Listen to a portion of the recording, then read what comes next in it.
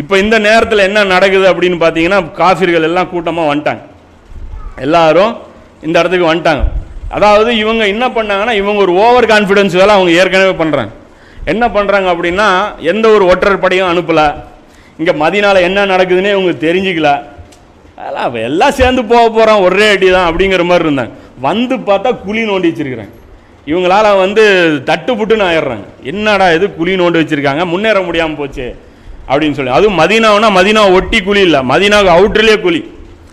மதீனாவும் பேக்கில் இருக்குது, அவுட்டரில் குழி இருக்குது. குழிக்கு நேரம் இவங்க வில்லு வச்சுட்டு உட்காந்துட்டு இருக்கிறாங்க. எல்லோரும் வில்லு இப்படி கையில் வச்சுட்டு இருக்காங்க. ஆள் பார்த்தா கடுப்பாயிடுறாங்க. ஏன்னா குதிரைகள் வந்து தாக்குதல் பண்ண முடியாது, போர் தாக்குதல் அதாவது தரைவழி தாக்குதல் வாய்ப்பு இல்லாத மாதிரி பண்ணி விட்டாங்க. அப்போ என்ன பண்ணுறாங்க, வேறு வழி இல்லாமல் வெளியே முகாம் போடுறாங்க. முகாம் போட்டு உடனே ஆலோசனை பண்ணுறாங்க.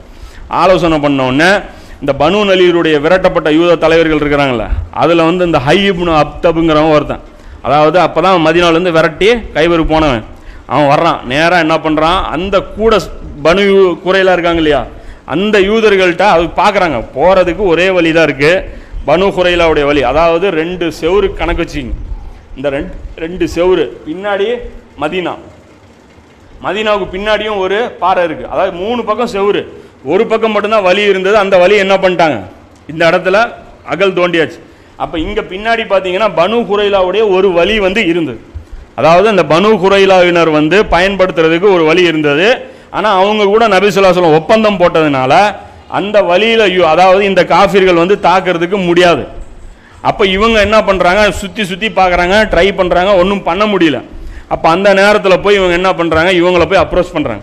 யார், அந்த பனு குறைலாவிட்ட போய் அப்ரோச் பண்ணுறாங்க, நீங்கள் வந்து இது மாதிரி ஹெல்ப் பண்ணுங்க அப்படின்னோடனே அவங்க என்ன சொல்கிறாங்க, வந்து நாங்கள் வந்து பண்ண மாட்டோம் அப்படின்னு சொன்னோன்னே இவங்க ஹெல்ப் பண்ண மாட்டேங்கிறாங்க.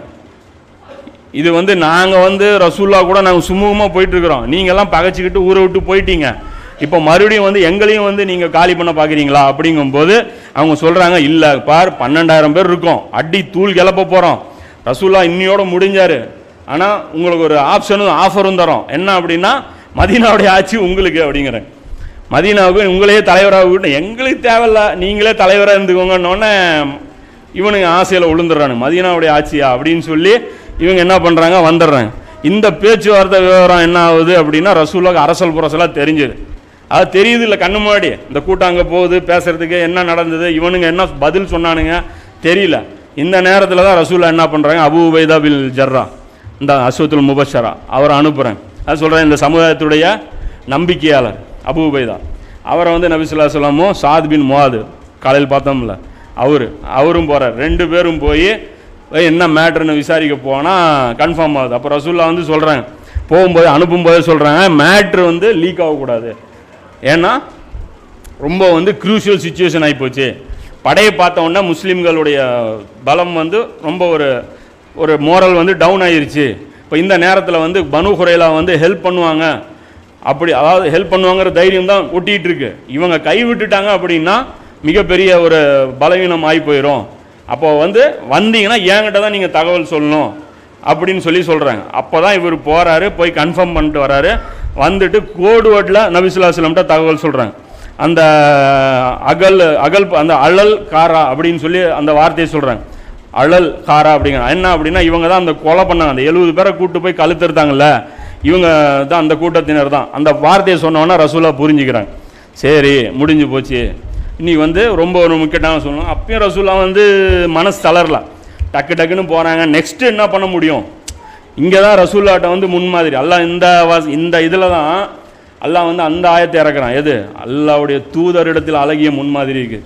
அது பார்த்தீங்க அப்படின்னா தொழுகை நோன்பு எல்லாத்துக்கும் பொருந்தினாலும் அல்லாஹ் அசல் அந்த ஆயத்துடைய, அதாவது இந்த ஒவ்வொரு ஆயத்துக்கும் என்ன சொல்கிறது, அந்த இது சொன்னோம்ல, தாவில ஆம் ஒன்று இருக்கும், தாவில காசு ஒன்று இருக்கும்ன்ட்டு.